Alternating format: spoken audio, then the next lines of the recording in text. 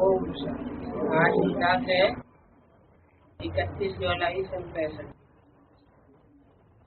Record चला है एक तू जो मिला सारी दुनिया मिली। ये रिकॉर्ड है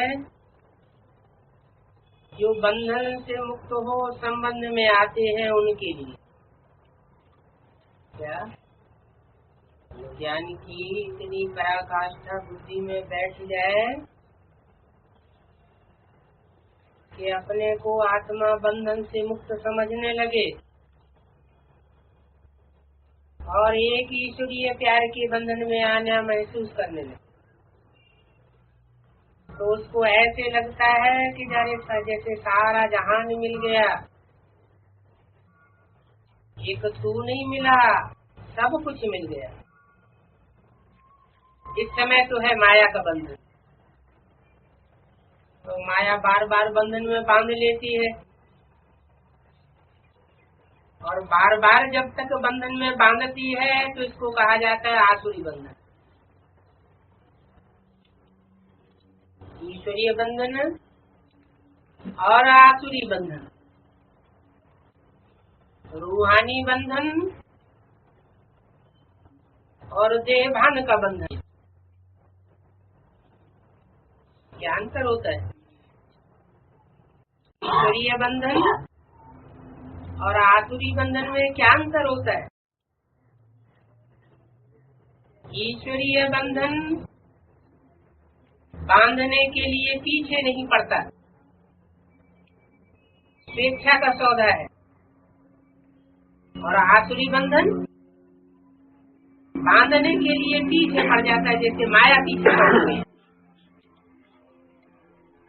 तो उसको आसुरी बंधन कहा जाता है। अब तुम्हारा है ईश्वरीय संबंध, बंधन में तो दुख होता है और संबंध में होता है सुख। इसलिए गाते हैं दुख के बंधन काट, हमको सुख के संबंध में ले जाओ। भक्ति मार्ग में ही भक्तों की पुकार होती है। भक्त अर्थात भगवान को याद करने वाले, परंतु दुनिया में एक ही भी भक्त नहीं जिसको भगवान का पता हो। इसलिए आधा कल्प से भक्ति मार्ग चलता ही आया है। भक्तों की क्या परिभाषा बताई? भक्तों को भगवान का पता ही नहीं होता और ज्ञानी को भगवान का अता पता मालूम होता है। तो ये ब्राह्मणों की दुनिया में ही शूटिंग तो नहीं हो रही है, हैं? अगर ब्राह्मणों की दुनिया में ही कुछ ऐसे ब्राह्मण हैं जिनको भगवान का आता पता ही नहीं, तो उनको भक्त आत्मा कहे या ज्ञानी तू आत्मा कहे, हैं? भक्त आत्मा। ऐसी आत्माएं ब्राह्मण आत्माओं में भी होती है क्या? हो सकती है क्या?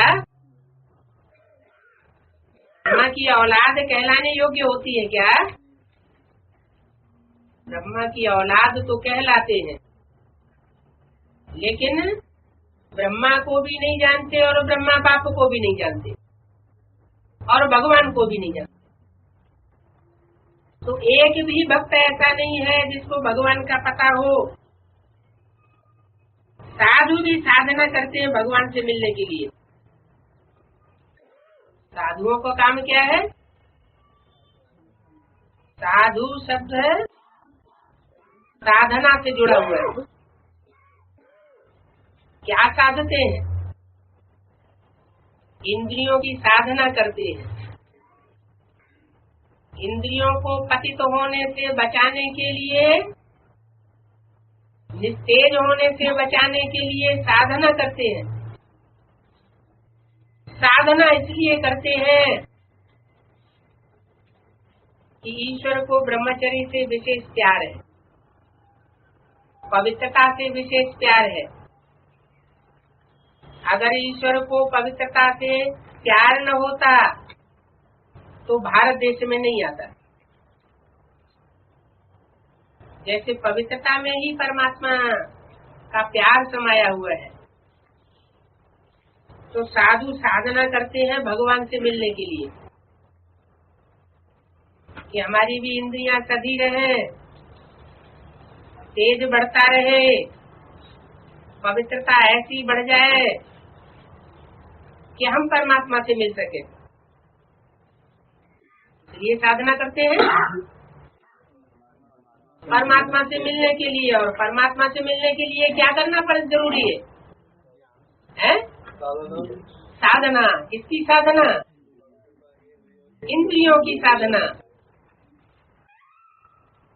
तो ऐसे साधु संत हमारे ब्राह्मणों की दुनिया में है या बाहर की दुनिया में है? ब्राह्मणों की दुनिया में भी ऐसे साधु संत हैं जिनको इंद्रियों को साधना बड़ा मुश्किल लगता है। कहते हैं ये तो असंभव है। क्या घर गृहस्थ में रहते इंद्रियों की साधना करना ये बहुत मुश्किल है। ऐसे कि नहीं बाहर की दुनिया के साधु संत महात्मा ऐसे कहते हो। अब भगवान तो एक है, बाप से मिलने से वर्षा मिलता है, तो भगवान से मिलने के लिए साधना करना। और प्योरिटी की जब साधना हो जाए, भगवान प्राप्त होने लगे, ऐसा महसूस होने लगे कि हमको परमात्मा मिल गया है, हमको भगवान का एड्रेस मिल गया है, हमने पा लिया है, तो मिलने के बाद क्या मिलता है? भगवान से सुख शांति का वर्षा मिलता है। हद के बाप का वर्षा तो होता है, ऐसा वर्षा होता होगा। हद की महलमानियों अटारियों का वर्षा होता होगा। जो भी हद के बाप है उनमें बड़े से बड़ा बाप कौन सा है? प्रजापिता। प्रजापिता। हद और बेहद किसे कहा जाता है? हद माना क्या और बेहद माना क्या? हद माना गिनती की हद लगी हुई पड़ी हो, और बेहद माने जिसमें गिनती की कोई हद न हो। तो बेहद के पिताएं तो मुरली में दो बता दिए। एक शिव बाप, वो तो बिंदु बिंदु आत्माओं का बाप, और एक प्रजापिता, वो भी बेहद का बाप है। जो भी मनुष्य आत्माएं हैं उन सब का पिता है। बाकी उसके बाद जितने भी पिताएं आते हैं वो सब हद की श्रेणी में, चाहे कितने भी बड़े से बड़े धर्म पिताएं हो, इब्राहिम हो, बुद्ध हो, क्राइस्ट हो, गुरु नानक हो, सारे ही धर्म पिताएं हद के पिताएं हैं, बेहद के बाप नहीं कहे जा सकते। अच्छा, ब्रह्मा बाप, जो ब्राह्मणों का बाप ब्रह्मा बाप दादा लेखराज जिसको कहा गया, वो हद का बाप है या बेहद का बाप है? वो भी हद का है, क्योंकि जो हद के ब्राह्मण हैं उन्होंने इसको पहचाना। अब सारी दुनिया तो ब्राह्मण बनी नहीं है, बनना है। जब सारी दुनिया ब्राह्मण बनेगी तो बेहद के ब्रह्मा बाप को पहचानेगी। तो बोला हद के बाप से हद का वर्षा मिलता है। माउंट आबू की हद की महलमानियों अटारियों का वर्षा मिल सकता है, और वो वर्षा गलत फहमी में ला सकता है कि हमको परमात्मा वर्षा मिल चुका है, लेकिन वो परमात्मा वर्षा नहीं होता है। हद के बाप का वर्षा मिलने पर भी फिर भी बेहद के बाप को याद करते हैं, उससे भी संतुष्टि नहीं होती, क्योंकि हद के वर्षे में दुख ही दुख है। कितना भी बड़ा वर्षा क्यों न मिले लौकिक बाप से, हद के बाप से, लेकिन वो वर्षा पाने के बाद भी आत्मा असंतुष्ट और अशांत महसूस करती है। ये हद के वर्षे में है सुख। ये है, तुम जानते हो तुम्हारे बंधन काटने के लिए बाप तुम्हारे सन्मुख बैठा हुआ है। क्या? बंधन काटने के लिए सन्मुख हुए बगैर किसी के बंधन पूरे पूरे कट नहीं सकते। गाया भी जाता है दुख हरता सुख करता, दुख हरता शांति करता नहीं कहते हैं, दुख हरता कहते हैं, शांति करता शांति करने वाला ऐसा नहीं कहते। अगर सब शांति में चले जाएं फिर तो सृष्टि ही नहीं रहेगी, तो शांति करता क्यों नहीं कहते? दुख हरता कहते हैं, सुख करता कहते हैं, लेकिन शांति करता नहीं कहते। क्यों? इसलिए दुख हरता सुख करता कहा जाता है कि वो तो है ही शांति धाम का वासी। आत्मा स्वयं शांत स्वरूप है, तो आत्मा अपने शांत स्वरूप को भूल जाती है। बाकी शांति करने की बात नहीं है, क्रिएट नहीं की जाती है। बाप आकर सबको सुख देते हैं, मुक्ति पाते हैं, जपते हैं मुक्ति के लिए। सिर्फ मुक्ति कहे वो तो जैसे मोक्ष हो जाए, मुक्ति के बाद फिर जीवन मुक्ति जरूर है। जीवन मुक्त है, सुख का संबंध है, जबकि आत्मा सतो प्रधान है। तो जीवन मुक्ति को मुक्ति के बाद क्यों रख दिया? पहले मुक्ति की शर्त और फिर बाद में जीवन मुक्ति की शर्त क्यों लगा दी है?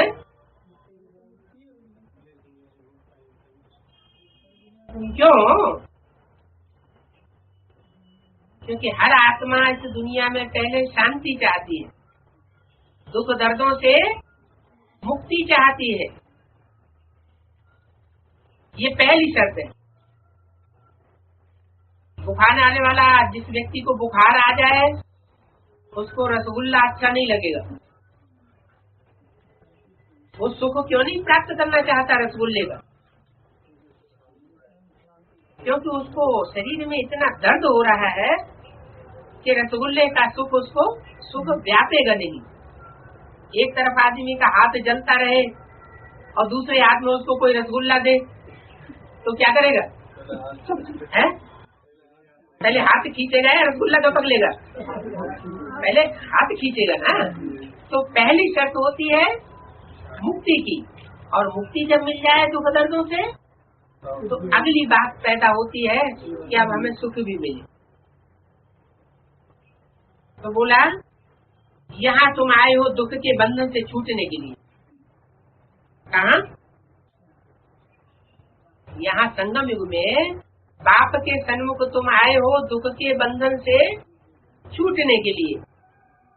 दूसरी तरफ दुख,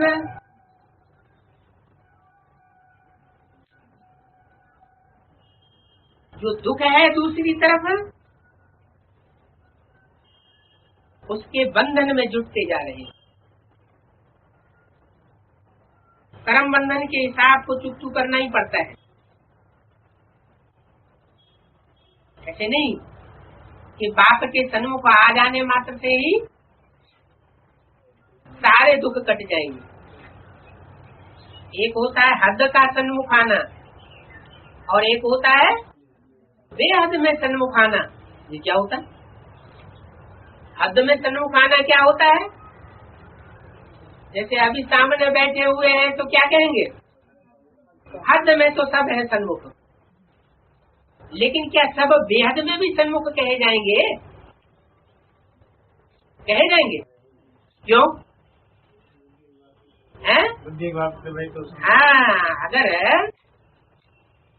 मुख के तो सन्मुख हैं और अंदर से कोई कालापन भरा हुआ है, अनिश्चय भरा हुआ है, संशय भरा हुआ है, तो बाप के सन्मुख कहेंगे या विमुख कहेंगे? जरूर कहेंगे विमुख, क्योंकि माया बार बार संशय में लाती रहती। तो जो दुखी आत्माएं हैं वो दुख के बंधन से छूटने के लिए बाप के सन्मुख आती तो है, कुछ न कुछ निश्चय विश्वास श्रद्धा उनको बैठती तो है जो बाप के सन्मुख आती है, लेकिन माया बड़ी हरखण है, बार बार उनकी बुद्धि को विचलित कर देती है, दुख के बंधन में जुटते जाते हैं। कर्म बंधन के हिसाब को जरूर चुकती बनाओ। क्या सबका कर्म बंधन एक माया के साथ ही है क्या? औरों के साथ नहीं है क्या? क्योंकि माया इस समय सर्वव्यापी है। लोग कहते हैं भगवान सर्वव्यापी है, भगवान कहते हैं मैं सर्वव्यापी नहीं हूँ, सबके अंदर सबकी मन बुद्धि में माया व्यापी हुई है।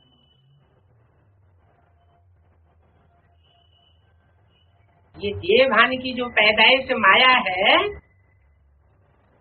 जिससे काम क्रोध लोभ मोह अहंकार ये 5 विकारों की उत्पत्ति होती है, वो माया मेरे सब बच्चों की बुद्धि को आकर्षित कर लेती है।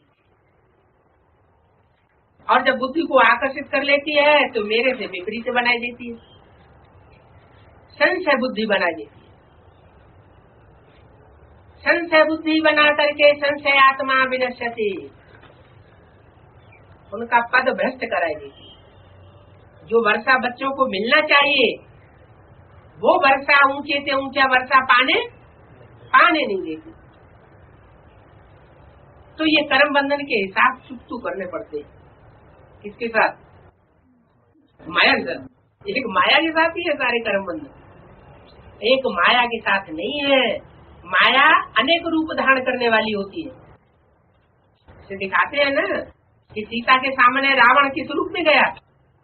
असली रूप में गया तो कोई दूसरा रूप धारण करके गया। तो ऐसे मेरी सीता रूपी सजनियों को वो रावण अनेक प्रकार के रूप धारण करके भरमाता रहता है। चेहरे तो अनेक प्रकार के होते हैं ना, उन अनेक प्रकार के चेहरों में माया प्रवेश कर जाती है और प्रवेश करके बच्चों को अपनी ओर आकर्षित कर लेती है, अपनी बातों में लुभा लेती है। तो ये कर्म बंधन है भांति भांति की आत्माओं के साथ, चाहे स्त्री चोले के रूप में हो और चाहे पुरुष चोले के रूप में हो। उनके साथ जो भी 63 जन्मों का हमारा ही बना बनाया कर्म बंधन है, वो बंधन बांधा किसने है? उन आत्माओं की तरफ परमात्मा बाप से विमुख होकर आत्माओं की तरफ संबंध में हम आकर्षित हुए, वो किसी दूसरे के आधार पर आकर्षित हो गए या अपनी स्वेच्छा के आधार पर आकर्षित हुए हैं? दूसरे के कहने से आकर्षित हो गए, खुद की इच्छा नहीं थी है? अगर दूसरे के कहने से आकर्षित हो जाए तो सभी आत्माएं जो है एक जैसी आकर्षित होनी चाहिए। सब एक जैसे तो आकर्षित नहीं होते। इसका मतलब कुछ आत्माएं ऐसी है जो दूसरे धर्म पिताओं के आकर्षण में आ जाती है, बातों में आ जाती है, और कुछ आत्माएं ऐसी है जो आदि से लेकर अंत तक सच्चाई का पल्ला लेकर के और झूठ से लड़ाई लड़ती रहती है, अंत में जाकर के नीचे गिर जाती। बाकी माया छोड़ती किसी को नहीं। भक्ति मार्ग में माताएं गीत भी गाती,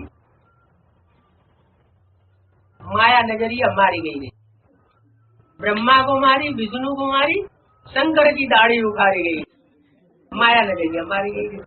माना ब्रह्मा विष्णु शंकर जो तीनों ऊंचे से ऊंचे देवता है उनको भी नहीं छोड़ती, तो दूसरों को किसी को छोड़ेगी क्या?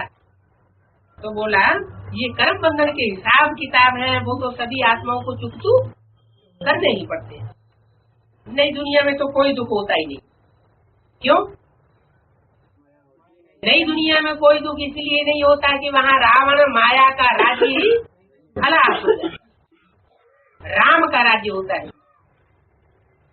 और रावण की दुनिया में, द्वापर कलयुग में, द्वैतवादी दुनिया में दूसरों के राज्य में हम प्रवेश कर जाते, द्वैतवादी राज्य में चले जाते, एक की श्रीमत को छोड़ करके अनेकों की मत को ग्रहण करने लग पड़ते हैं।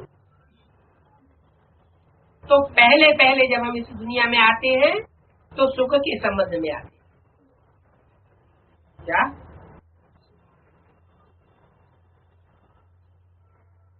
कोई को कहा जाए तुम स्वर्ग पहले लेओगे तो नरक पहले लेओगे, है? तो जो होशियार होगा वो क्या कहेगा, है? पहले हम स्वर्ग लेंगे। ऐसा ना हो कोई दूसरा ले जाए, पहले स्वर्ग का सुख का हिस्सा तो हम भोग ले, फिर बाद में फिर नरक की देखी जाएगी। तो पहले सुख का संबंध होता है। हर आत्मा पहले सुख चाहती है, बाद में जो हिसाब किताब होगा तो वो भी भोग लेंगे। दुख का बंधन बाद में शुरू होता है। सुख दुख का ये खेल सबके लिए है। क्या सबके लिए सुख दुख का खेल है या नहीं है? सबके लिए। सुप्रीम सोल के लिए कहाँ है? सुप्रीम सोल के लिए सुख दुख का बंधन या संबंध नहीं होता। क्यों? क्योंकि वो तो इस चक्कर में ही नहीं आता। जो चक्कर में आवे वो सुख दुख के खेल में भी आना पड़े। तुम बहुत सुख तो बहुत दुख देखते हो।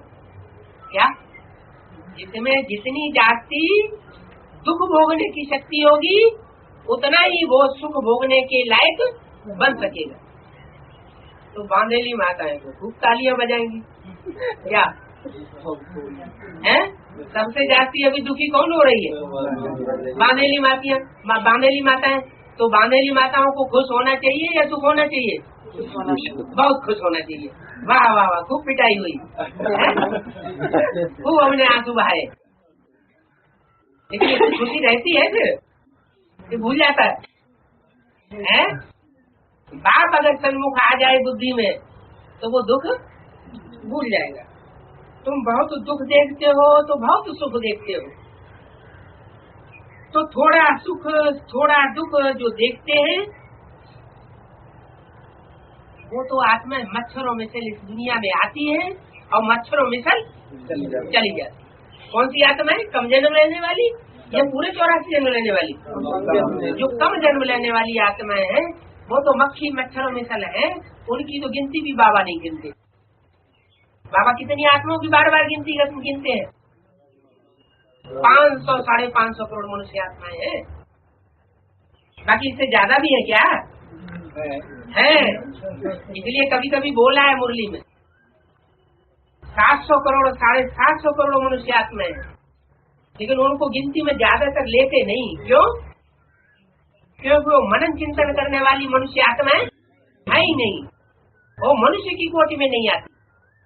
मनु की औलाद जो मन का उपयोग करने वाले मनुष्य हैं उनकी गिनती में नहीं आती। वो बहुत थोड़ा सुख भोगती है और बहुत थोड़ा दुख भोगती है। इसलिए आखिरी जन्म में अगर अपने जीवन में कितना भी ज्यादा से ज्यादा दुख देखना पड़े तो कभी भी ब्राह्मण बच्चों को घबराना नहीं चाहिए। क्यों नहीं घबराना चाहिए? क्योंकि और जन्मों में तो हमारे साथ भगवान छत्र छाया के रूप में नहीं होता और इस संगम युग में तो भगवान हमारे साथ साक्षात छत्र छाया के रूप में साथ रह सकते हैं। सिर्फ शर्त ये है कि हम उसके ऊपर श्रद्धा विश्वास और निश्चय को न भूलें। तो तुम बहुत दुख देखते हो तो बहुत सुख भी देखते हो। वो आत्माएं तो वो भगत तो बहुत थोड़ा सुख और बहुत थोड़ा दुख भोगते। क्या? जो मेरे सन्मुख नहीं होते हैं, जो भक्त हैं, भक्ति की कैटेगरी पीछे बताई ना? क्या बताई? साधना में लगे रहते हैं। हाँ, वो साधना में लगे रहते हैं लेकिन बेचारे मिल नहीं पाते। वो थोड़ा सुख थोड़ा दुख देखते हैं। भारत जो हेवन सॉल्वेंट था अब हेल इंसॉल्वेंट बन गया। सबसे भारत नया था, अभी सबसे पुराना है। भारत वासी बहुत दुख देखते हैं, अभी तक भी बहुत दुख है। इन दुखों से छुड़ाने के लिए ही बाप को पुकारते हैं। उनको पिया भी कहा जाता है। बेहद के पिया को पुकारते हैं ऐसा कोई नहीं होगा जिसके दिल से ये न निकले कि हाय भगवान ओ गॉडफादर। कितना पुकारते हैं। अब तुम समझते हो उनको दुख है तब तो पुकारते हैं। अभी श्रीमत पर तुम पुरुषार्थ कर रहे हो सुखधाम जाने के लिए। बाप कहते हैं 5-5 हजार वर्ष बाद मैं आता हूँ। तुम्हारी बुद्धि में अब ज्ञान पूरा है, आदि से अंत तक त्रिकालदर्शी बन गए हो। तीनों लोगों को तुम जानते हो। मूल वतन में हम आत्माएं शांति में रहती हैं। हम असुल उस निर्वाण धाम की वासी हैं। माना अभी हम असल में हैं, असली दुनिया में हैं या नकली दुनिया में हैं? नकली दुनिया में। तो नकली अच्छा होता है या असली अच्छा होता है? असली अच्छा होता है। तो नकली में काहे? नकली दुनिया में क्यों? जब जानते हैं कि असली दुनिया अच्छी होती है तो नकली में दुनिया में क्यों बैठे हुए हैं? जैसा पाठ नुदा हुआ है आत्मा का। क्यों? आत्मा को तो बता दिया आत्मा शांत स्वरूप है। शांति गले का हार है, जब चाहे गले में पहन लो। शांति धाम के दासी वासी बन जाओ। कोई ने मना किया क्या? अगर ये बुद्धि में बैठे कि मैं आत्मा स्टार हूँ, ये देह और देह के संबंध, देह के पदार्थ ये सब दुख देने वाले हैं इस दुनिया में, तो उसको त्याग देना चाहिए ना। फिर स्मृति आ जाने के बाद तो त्याग देना चाहिए। फिर शांति धाम के वासी हम क्यों नहीं बनते? शांति धाम के वासी बनने में कितनी देर लगती है? अरे शांति धाम का वासी बनने में कितनी देर लगती है? गले का हार पहनने में, वो तो आने में कितनी देर लगती है? या तो ये कहोगे हम आत्मा शांत स्वरूप नहीं है, आत्मा गले का हार नहीं है, शांति गले का हार नहीं है। अगर है तो आत्मा को शांत स्वरूप में टिकने में देर नहीं लगनी चाहिए। इसलिए बोला हम आत्माएं असुल में शांति देश की रहने वाली है। लेकिन अभी हम या तो नकली बन गए हैं या तो हमको नकली बनाया गया।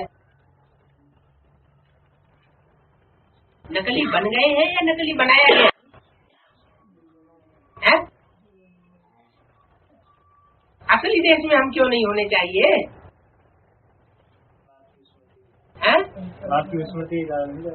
बाप की स्मृति तो आ गई ना। अब विस्मृति के कारण हो जाता। विस्मृति चाहिए हो तो बाबा कह रहे हैं सन्मुख बैठे हैं, जो सन्मुख बैठे हुए हैं महसूस नहीं करते हैं कि हमें भगवान नहीं मिला, हमें भगवान का एड्रेस नहीं मिला, वो है भगत। और जिनको भगवान का एड्रेस मिल गया, अता पता मिल गया, वो भगत है या ज्ञानी है? ज्ञानी है, उनको तो आत्मा की भी स्मृति आ गई, परमात्मा बाप की भी स्मृति आ गई, फिर तो भगवान के देश के वासी हो जाने चाहिए। तो हम असुल उस निर्वाण धाम के वासी हैं। फिर प्रकृति के स्वधर्म में आने से इन आर्गन्स द्वारा पार्ट बजाते। क्या बताया है? तो असुल में हम कहाँ के वासी हैं? शांति धाम के वासी हैं, लेकिन किसने पकड़ रखा है? प्रकृति के 5 तत्वों के पुतले ने हमको बांध लिया है। जब आत्मा एक शरीर छोड़ती है और दूसरा चोला धारण करती है, दूसरे गर्भ में प्रवेश करती है, तो प्रवेश करने से पहले ही 4 महीने पहले से, यानी शरीर छोड़ने से 4 महीने पहले से ही गर्भ में पिंड उसका तैयार होने लगता है। जिसको काना पैदा होना होगा वो काना पैदा होगा, जिसको टांग नहीं होगी तो लूला पैदा होगा। माने पहले से ही उसके शरीर का निर्माण होने लगता है। बहरा होना होगा तो उसकी कान की इंद्री खराब पैदा होगी। तो 4 महीने मरने से पहले ही, 4 महीने पहले उसके शरीर का अंग तैयार हो जाता है। होता है कि नहीं? होता है। किस आधार पर होता है? होता है। किस आधार पर होता है? माना पूर्व जन्म के जो कर्म है उन कर्म संस्कारों के आधार पर आत्मा 5 तत्वों में पहले से ही बंधी हुई है।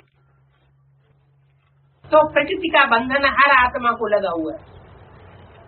प्रकृति के बंधन एक बताया, दूसरा और उससे पहले कौन सा बंधन बताया? अभी बताया ना, माया का बंधन। माया के बंधन में बांधा हुआ है और माया के बंधन के आधार पर प्रकृति के 5 तत्वों का भी बंधन बनता है।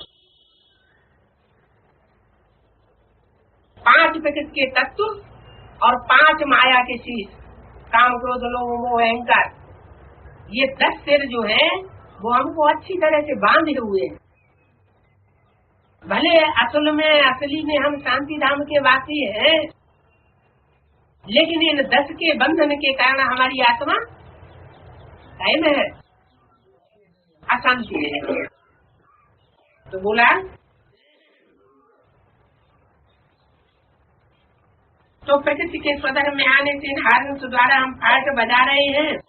सुख और दुख का पार्ट बजाते हो आज से अंत तक।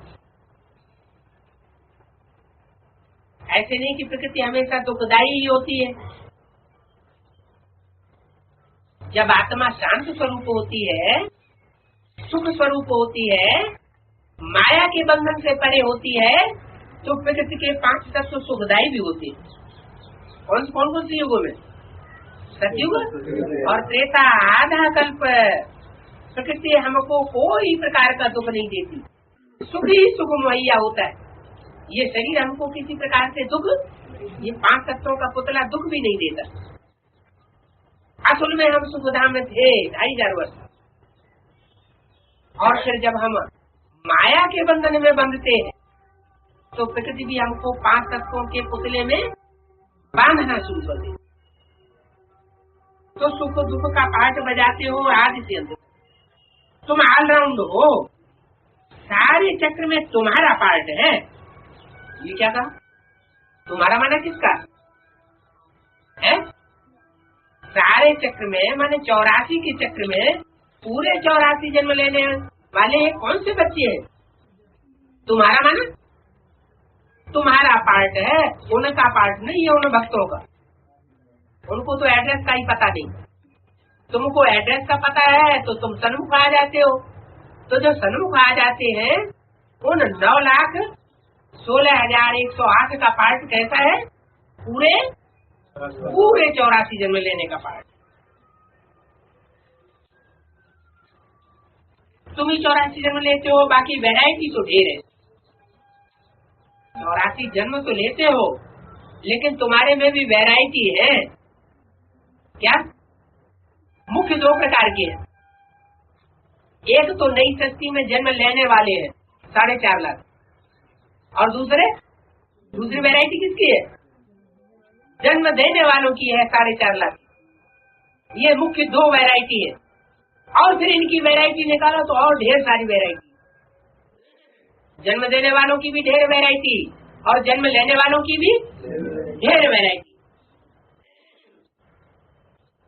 वैरायटी पाठधारी तो ढेर है, गिनती करने वाला तो कोई है नहीं। क्या? इतनी वैरायटी है कि जिनकी कोई गिनती कर ही नहीं सकता, और करने वाला भी ना आज तक हुआ है और ना आगे कभी होगा। इतनी वैरायटी है। कह देते हैं कि मनुष्य आत्मा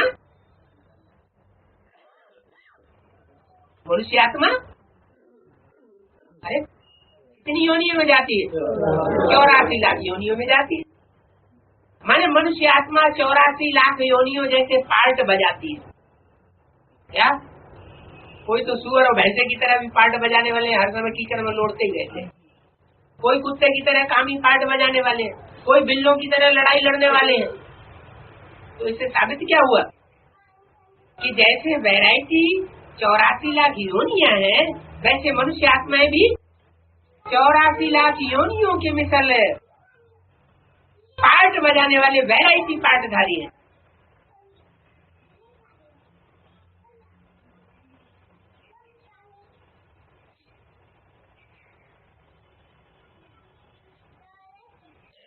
गिनती कोई नहीं कर सकता कि 84 लाख योनियां कौन कौन सी है। 14 लाख योनियां कहते तो हैं, लेकिन जो कहने वाले उन्होंने गिनती करके कभी बताया नहीं बता सकते। ऐसे ही धुक्का लगा देते हैं कि 84 लाख जन्म लेते हैं। मनुष्य है 84 लाख योनियों में जन्म लेता है, ऐसे बोल देते हैं। अभी तुम जानते हो 84 जन्म भी कौन और कैसे लेते? क्या कहा है? जानते हो तुम 84 जन्म कौन लेते हैं और कैसे लेते हैं? कौन लेते हैं 84 जन्म? है? हाँ, 9 लाख तो लेते हैं, लेकिन वो 9 लाख किस कैटेगरी की आत्माएं? आज सनातन धर्म की जो आत्माएं हैं, जो असल सूर्यवंशी थे, वो 84 जन्म लेते हैं। जो बाप के सन्मुख होकर पढ़ाई पढ़ते हैं, वो 84 लाख जन्म वो 84 जन्म लेते हैं। 4.5 लाख है? 4.5 लाख की हो गई। 4.5 उसमें 4.5 लाख तो शामिल है ही 9 लाख में। तो 9 लाख जो है वो पूरे 84 जन्म लेते हैं। वो असल सूर्यवंशी होते हैं। और कैसे लेते हैं? वो 84 जन्म कैसे कैसे लेते हैं? अरे वो भी हम समझ गए। सतयुग में 8 जन्म लेते हैं, त्रेता में 12 जन्म लेते हैं क्षत्रिय घराने में, फिर वैश्य घराने में, फिर शूद्र घराने में।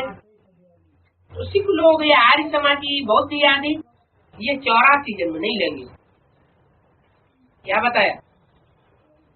इसका मतलब सतयुग के आदि जन्म के बाद, पहले जन्म के बाद जो दूसरे जन्म में आत्माएं बढ़ेगी 9 लाख से ऊपर होंगी, आबादी तो बढ़ेगी ना। तो 9 लाख से ऊपर जो आत्माएं आएंगी दूसरे नारायण के राज्य में सतयुग में, वो पूरे 84 जन्म नहीं लेंगे। कितने जन्म कम हो जाएंगे उनके? 1 जन्म कम हो जाए। इसका मतलब वो किस कैटेगरी की आत्माएं होंगी जिनका 1 जन्म कम हो जाएगा, 83 जन्म लेंगी? है? इस्लामी कोटि की जो आत्माएं होंगी, जो इस्लाम धर्म में कन्वर्ट होने वाली होंगी, वो 83 जन्म लेती है। जो बौद्ध धर्म में कन्वर्ट होंगी वो 82 जन्म लेंगी। तो इस तरह जो मुख्य धर्म है, उन धर्मों में कन्वर्ट होने वाली आत्माएं और उनके जो मुखिया नारायण है, वो नारायण सतयुग में राज्य तो करेंगे, लेकिन वो और उनके फॉलोअर से 1 जन्म कम लेते जाए।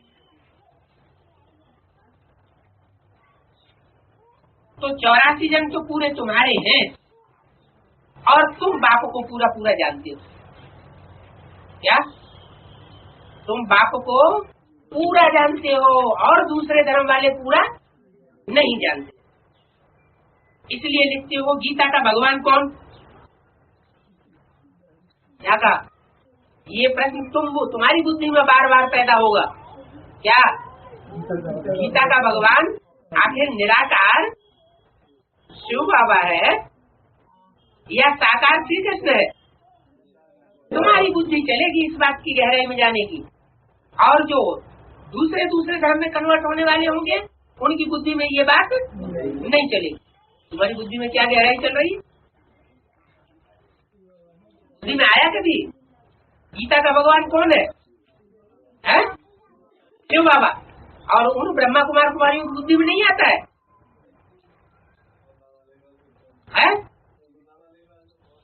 वो दादा लेखराज को समझते हैं। तो दादा लेखराज ने कभी अपने को कहा कि मैं गीता का भगवान हूँ? उन्होंने कहा तो नहीं। फिर और दीदी दादियाँ दादाएं जो हैं वो क्या बेसिक नॉलेज वाले बताते हैं कि ब्रह्मा बाबा गीता का भगवान है? बोलते नहीं है। इसका मतलब अंदर से उनके बैठा हुआ है।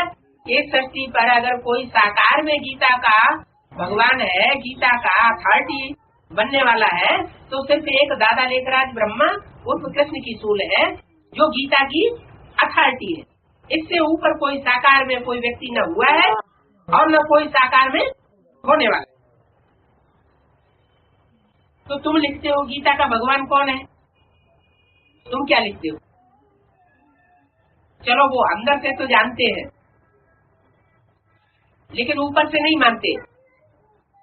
लेकिन तुम क्या लिखते हो? गीता का भगवान शिव बाबा। शिव बाबा का मतलब क्या हुआ है? वो सुप्रीम सोल जरूर ब्रह्मा मूर्ति के द्वारा गीता का भगवान नहीं बनता, क्योंकि ब्रह्मा की मूर्ति तो बड़ी माँ है। क्या गीता की बड़ी, गीता जो है गीता माता, वो तो सभी धर्मों का क्या है? माई बाप है। तो सभी धर्मों का माई बाप माना ब्रह्मा है, माता है। लेकिन माता के द्वारा वर्षा नहीं मिलता। उस माता के ऊपर अथॉरिटी रखने वाला जरूर कोई पिता होना चाहिए। वो यज्ञ के आदि में भी कोई ऐसा व्यक्ति तो था जो मम्मा बाबा के ऊपर भी अथॉरिटी चलाता था। ऐसी बात मुर्गियों में आई हुई है। तो जो ब्रह्मा के ऊपर भी अथॉरिटी चलाने वाली आत्मा यज्ञ के आदि में साबित होती है, वही गीता का भगवान हुई।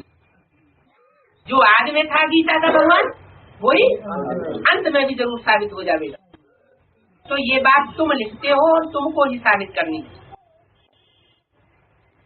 ज्ञान सागर पतित पावन हेवनली गॉड फादर शिव है, अथवा सर्वगुण संपन्न 16 कला संपूर्ण हेवन का पहला प्रिंस श्री कृष्ण गीता का भगवान है।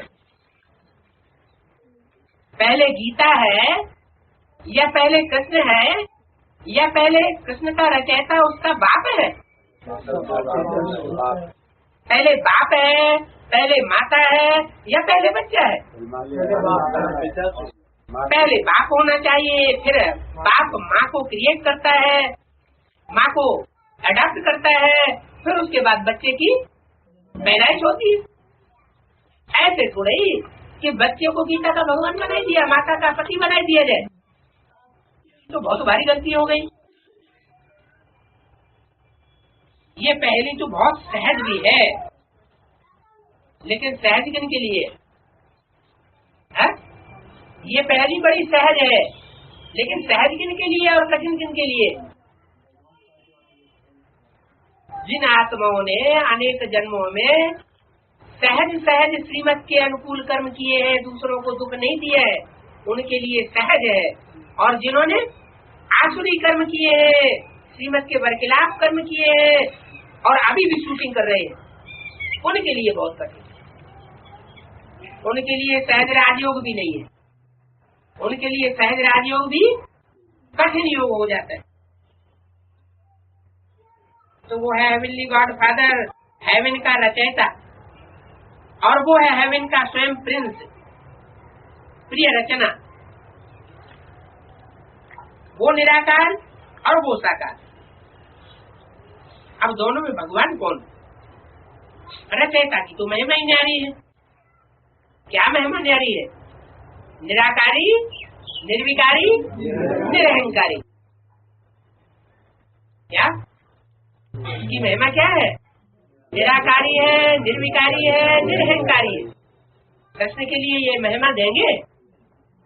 निराकारी, निर्विकारी, निरहंकारी नहीं, कृष्ण को ये महिमा नहीं दे सकते। बल 16 कला संपूर्ण सर्वगुण संपन्न संपूर्ण अहिंसक मर्यादा पुरुषोत्तम कहेंगे, लेकिन निराकारी, निर्विकारी, निरहंकारी श्री कृष्ण को टाइटल नहीं दे सकते। इसलिए बाबा ऐसे ऐसे प्रश्न छपवाए रहे हैं। वो मनुष्यों की बुद्धि में ये प्रश्न आए, तुम ही जज करो गीता का भगवान कौन है? निराकारी, निर्विकारी, निरहंकारी शिव बाप, शिव बाबा, अथवा 16 कला संपूर्ण सर्वगुण संपन्न श्री कृष्ण? क्यों? श्री कृष्ण जो 16 कला संपूर्ण है, वो गीता का भगवान क्यों नहीं हो सकता? रचयिता नहीं है, जो रचयिता वही गीता का भगवान। ठीक है, रचयिता है। रचयिता कृष्ण अपने बच्चों का रचयिता नहीं होगा? कृष्ण को भी बच्चे पैदा होंगे कि नहीं? बच्चे तो पैदा होंगे, तो उनका रचयिता नहीं होगा? निराकारी, निरहंकारी, निर्विकारी जो कृष्ण है उसको निराकारी, निर्विकारी, निरहंकारी का टाइटल नहीं मिल सकता। उसको 16 कला संपूर्ण कह सकते हैं। अगर गीता का भगवान 16 कला संपूर्ण सर्वगुण संपन्न संपूर्ण अहिंसक मर्यादा पुरुषोत्तम बनने लगेगा, तो इन पतितों को पावन कौन बनाएगा? है? वो मर्यादा पुरुषोत्तम अगर बन जाए तो पतितों को पावन कौन बनाएगा? मर्यादा पुरुषोत्तम राम बनाएगा त्रेता का। है?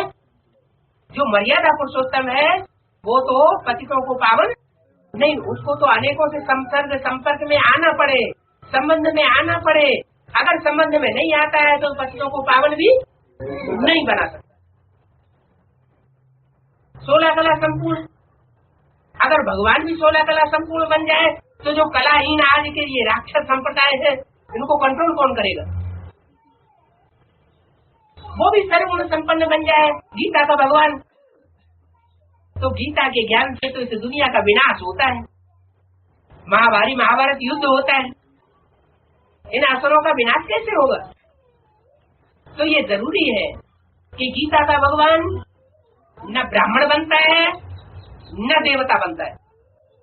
क्या वो तो न्यारा है, सबसे न्यारा पार्ट बजाने वाला है। उसको कहा जाता है ऊंचे से ऊंचे भगवान। ऐसा ऊंचे से ऊंचे पार्ट कोई बजा ही नहीं सकता।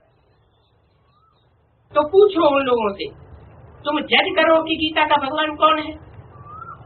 निराकार भगवान पुनर्जन्म रहित है क्या? निराकार भगवान पुनर्जन्म रहित है? गीता का भगवान पुनर्जन्म रहित है? जन्म लेते ही गीता का भगवान किससे जन्म लेता है? अगर कहें गीता का भगवान जन्म लेता है तो किससे जन्म लेता है? अवतार लेता, जन्म लेता है कि अवतार लेता है? किससे? लक्ष्मीनारायण से जन्म लेता है गीता का भगवान। तो गीता का भगवान कौन हुआ? बाप कौन हुआ गीता के भगवान का? इसका मतलब है गीता के भगवान का भी कोई बाप है? नहीं। तो गीता का भगवान वो तो सारी दुनिया का बाप है। गीता माता सारी दुनिया का माई बाप है, उनका कोई माई बाप नहीं हो सकता। वो तो जगतम पितरम वंदे कहे जाते हैं, सारे जगत के रचयिता है। तो तुम जज करो कि गीता का भगवान कौन है? वो निराकार पुनर्जन्म रहित है। पुनर्जन्म का रहित का मतलब हद का नहीं है, वो बेहद का बाप है, हद का बाप है, बेहद का बाप है। तो उसका पुनर्जन्म भी हद में होगा कि बेहद में होगा? दिव्य जन्म लेता है या साधारण जन्म, मनुष्यों की तरह साधारण जन्म लेता है? दिव्य जन्म लेता है। तो जो दिव्य जन्म लेने वाला है उसका जो बेहद का जन्म है वो निश्चय अनिश्चय का जन्म है। क्या? निश्चय अनिश्चय में आने वालों का जन्म हद का जन्म है, और जो निश्चय निश्चय में कभी नहीं आता वो है बेहद का जन्म लेने वाला, दिव्य जन्म लेने वाला। जो जन्म लेता है वो मरता भी। जिसको निश्चय पैदा होता है उसको अनिश्चय भी पैदा होता है, और जिसको कभी निश्चय अनिश्चय का सवाल पैदा नहीं होता वो कभी जन्म मरण के चक्कर में आने वाला नहीं कहा जा सकता। तो ये हद का जन्म मरण का जो चक्र है वो ब्रह्मा और ब्रह्मा के पालों पर करने वाले सभी बच्चों को लगता है।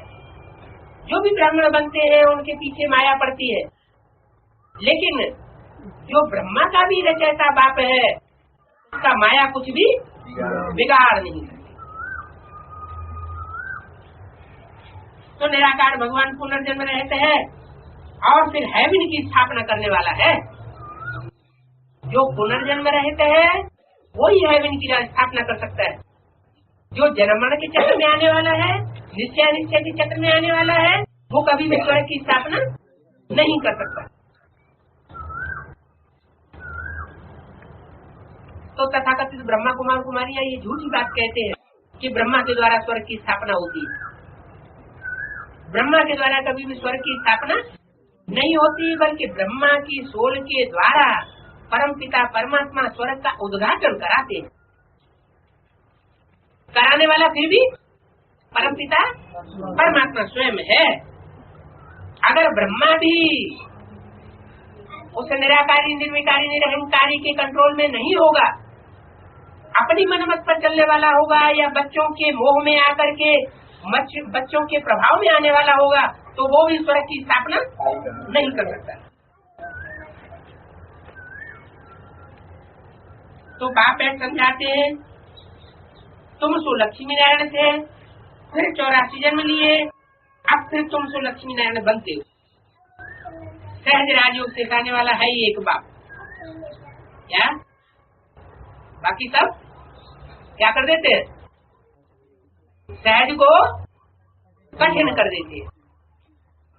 और दूसरे जो भी सिखलाने वाले हैं वो सिखलाते तो हैं, बाप के कार्य में मददगार तो बनते हैं, लेकिन जहाँ जहाँ अपनी मनमत लगा देते हैं वहाँ वहाँ सहज राजयोग कठिन राजयोग में बदल जाता है। एक ही बाप सहज राजयोग सिखलाने वाला है, बाकी सब सीखने वाले बच्चे। तो ये बात युक्ति से ली जाती है। हेवनली गॉड फादर है, हेवन स्थापन करने वाला। क्या उसका नाम ही है हेवनली गॉड फादर, तो जरूर हेवन स्थापन करने वाला है। और वो है हेवनली प्रिंस। कौन? कृष्ण हेवन का प्रिंस बनेगा, हेवन का रचयिता नहीं बनेगा। तो हेवन का प्रिंस कहाँ जन्म लेगा? हेवन में जन्म लेगा या हेल में जन्म लेगा? हेवन में जन्म लेगा।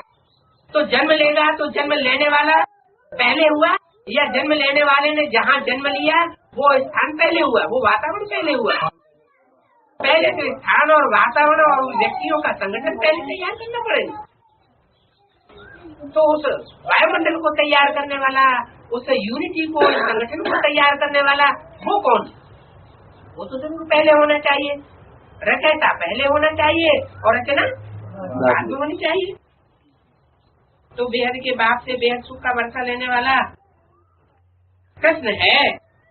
ये कितनी सहज बात है। पत्थर बुद्धि मनुष्यों को पावन बनाने में कितना टाइम लगता है। क्या क्या कहा है? इसकी तरफ इशारा दिया। कौन हुए पत्थर बुद्धि? है बाहर की दुनिया वाले? हाँ बीके वाले। अरे ये कहो तथाकथित बीके वाले हैं। बीके वाले ब्राह्मण के ब्रह्मा के बच्चे हैं, वो तो फिर भी सामने समझाने से समझ जाएंगे। क्या वो उन्हीं के अंदर बैठे हुए हैं। वो विष्णु पार्टी कहाँ बैठी हुई है? वो असली जो विजयमाला से निकलने वाली पार्टी है वो भी कहाँ बैठी हुई है? वो भी उन्हीं के बीच में बैठी हुई है। लेकिन उनको उस लिस्ट में नहीं हम डाल सकते, क्योंकि वो तो उनको तो अच्छी तरह से उन्होंने बंधन में बांध रखा है। लेकिन जो बंधन में बांधने वाले हैं उन पत्थर बुद्धियों की बुद्धि में ये बात बैठानी पड़े। क्या क्या बैठानी पड़े? कि गीता का भगवान जन्म लेने वाला कृष्ण नहीं हो सकता, कृष्ण को जन्म देने वाला निराकार परम पिता परमात्मा हो सकता है। वो हेवनली गॉड फादर, वो हेवन का रचयिता है। कृष्ण तो हेवन में जन्म लेने वाला है। जो जन्म लेने वाला है वो थोड़े ही हेवन का वायुमंडल क्रिएट करेगा, हेवन की यूनिटी बनाएगा। तो देखो पावन बनाने में कितना टाइम लगता है। चलते चलते फिर पत्थर बुद्धि बन पड़ते हैं। ये क्या? अभी तो तथाकथित ब्राह्मणों की बात कर रहे थे, अब किसकी बात करने लगे? चलते चलते एडवांस में चलते हैं, चलते चलते फिर पत्थर बुद्धि बन पड़ती। माया फिर उनको घसीट लेती। एडवांस का सारा ज्ञान ले लेंगे, सारी बात बुद्धि में बैठ जाएगी। ये भी समझ जाएंगे गीता का भगवान कृष्ण नहीं है, दादा लेखराज की सोल गीता का भगवान नहीं बन सकती। गीता का भगवान कृष्ण उर्फ दादा लेखराज को भी समझाने वाला कोई व्यक्तित्व ये इतिहास में था, वही बन सकता है। और वही अभी पाठ बजा रहा है। सारी बात सुनते समझते सुनाते हुए भी फिर क्या हो जाता है? फिर पत्थर बुद्धि बन जाता है। इसमें मुख्य है ही पवित्र रहने की बात। क्या कहा? ऐसा क्यों होता है? पार्थ बुद्धि बनकर के भी पत्थर बुद्धि क्यों बन जाते हैं? क्योंकि पवित्रता का जो विरुद्ध है, जो पहली शर्त है ज्ञान की, निश्चय पत्र में क्या लिखाया जाता है? क्या लिखाया जाता है? हम जीवन भर पवित्र रहेंगे। ये पवित्रता का जो बीड़ा उठाया है, जो लिख करके दिया है, वो उस पवित्रता के बीड़े को तोड़ देते।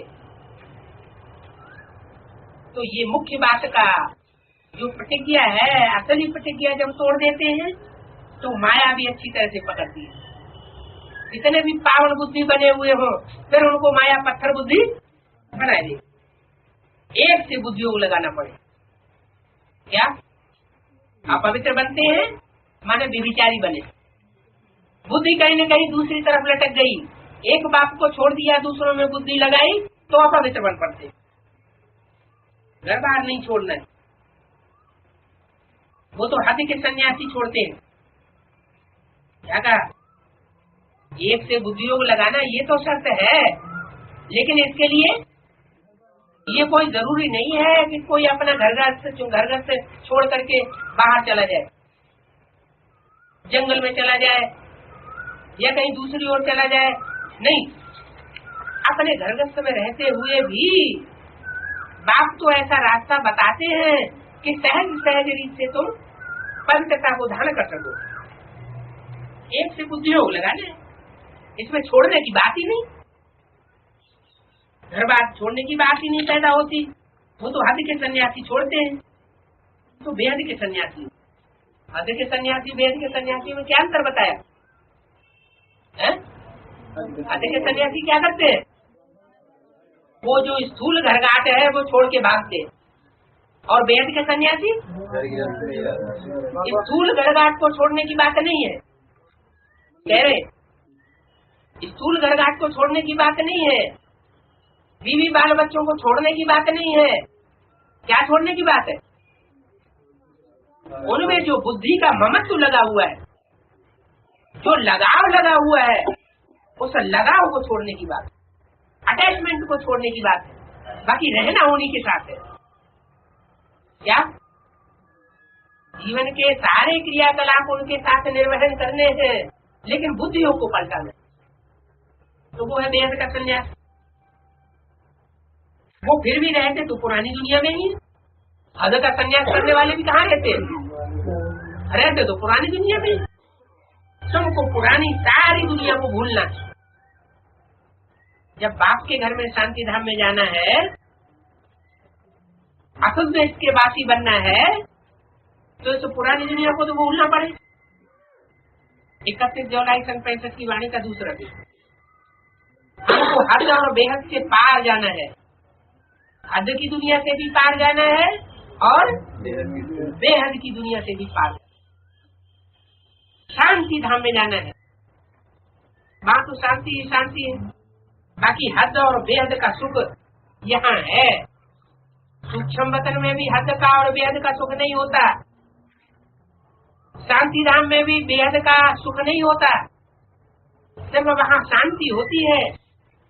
अब तुमको हद और बेहद से पार जाना है शांति धाम में। हम आत्माओं का वो घर है, वहाँ आत्मा कोई पार्ट नहीं बजाती है। क्या कहा है? वहाँ आत्मा को कोई पार्ट बजाने की दरकार नहीं है। मन वहाँ कर्मेंद्रियों से पार्ट बजाने की दरकार नहीं रहेगी। कहाँ? ब्रह्मधाम में, शांति धाम में। अरे वहाँ पार्ट कर्मेंद्रियां होंगी, जो कर्मेंद्रियों से पार्ट बजाऊंगा है? नहीं होंगे, कर्मेंद्रियां नहीं होंगी, सीधे ही परम धाम चले जाओगे हैं? अरे बाबा ने तो बोला है इस परम धाम को तुम इस सृष्टि पर उतार लेंगे। ये क्यों बोला है? अगर परम धाम को तुम इस सृष्टि पर उतार लेंगे तो क्या ये झूठी बात बोल दी? फिर हैं? स्टेट की बात तो बना लो स्टेट है?